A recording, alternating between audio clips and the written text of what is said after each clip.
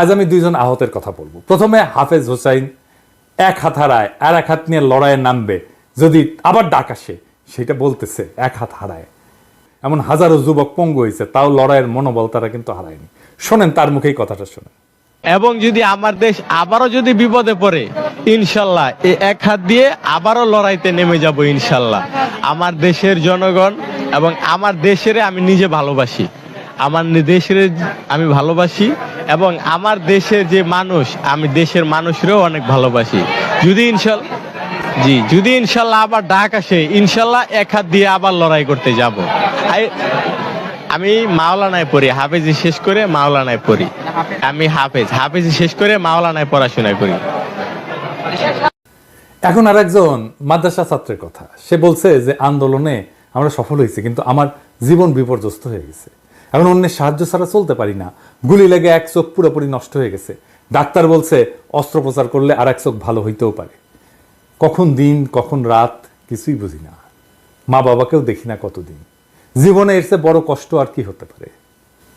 এই মাদ্রাসা ছাত্র আজিজুল হক ব্রাহ্মণবাড়িয়ার বাঞ্ছারামপুর উপজেলার তেজখালী ইউনিয়নের বাহেরচর গ্রামের কৃষক কামাল মিয়ার ছেলে।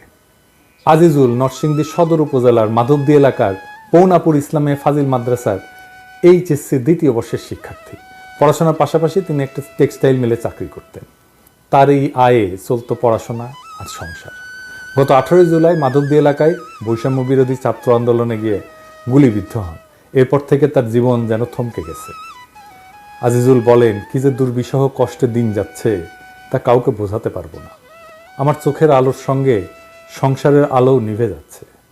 আমার দুই চোখের দৃষ্টিশক্তি হারালে সংসার কিভাবে চলবে, এই চিন্তায় ঘুম আসে না। সেদিনের ঘটনা বর্ণনায় তিনি বলেন, পুলিশ ইচ্ছা করেই আমাদের উপর নির্বিচারে গুলি চালিয়েছিল। আমার মাথা এবং মুখের বিভিন্ন অংশে গুলি লাগে। বন্ধুরা প্রথমে নরসিংদী সদর হাসপাতালে নিয়ে যায়, এরপর ঢাকা মেডিকেল কলেজ হাসপাতাল, পরে জাতীয় চক্ষু বিজ্ঞান ইনস্টিটিউট ও হাসপাতালে যাই। তখন রোগীর ভিড়ের কারণে ডাক্তাররা আমাকে রাখতে চাননি। ওই দিনই চক্ষু বিজ্ঞান ইনস্টিটিউটে অস্ত্রোপচার করা হয়। ডাক্তার জানান, গুলি লেগে বাচক পুরোপুরি নষ্ট হয়ে গেছে। আজিজুলের বাবা কামাল হোসেন বলেন, টাকার অভাবে আমার সন্তান অন্ধ হয়ে যাবে এটা আমি ভাবতেই পারছি না। বড় ছেলের মৃত্যুর পর আজিজুল সংসারের হাল ধরেছে। লেখাপড়ার পাশাপাশি সে চাকরি করে সংসার চালিয়ে আসছে। তার চিকিৎসা করার মতো টাকা আমার কাছে নাই। এ পর্যন্ত যা চিকিৎসায় খরচ করা হয়েছে তার বন্ধু বান্ধব, আমাদের আত্মীয় স্বজনের কাছ থেকে নিয়েছি। আমার এই ছেলের কিছু হয়ে গেলে আমরা কিভাবে বাঁচব? আজিজুলের মতো হাজারো যুবক এই আন্দোলনের দৃষ্টিশক্তি হারিয়েছে। আর আপনার স্বাস্থ্য উপদেষ্টার আহতদের দেখতে যাওয়ার সময় হয় নাই। আহতদের একটা তালিকা পর্যন্ত করতে পারে নাই স্বাস্থ্য মন্ত্রণালয়। এমনিতে আওয়াজ দিচ্ছে সমস্ত চিকিৎসার দায়িত্ব নিলাম, খবরের কাগজে কি লেখা হচ্ছে? কোনটা বিশ্বাস করবো? আপনার চিকিৎসার দায়িত্ব নিছেন নাকি নেন নাই? কি আর বলবো। ওদের চোখের আলো নিভে গেলেও আগামীর বাংলাদেশ আপনার চোখে দেখতে চাইছিল ওরা।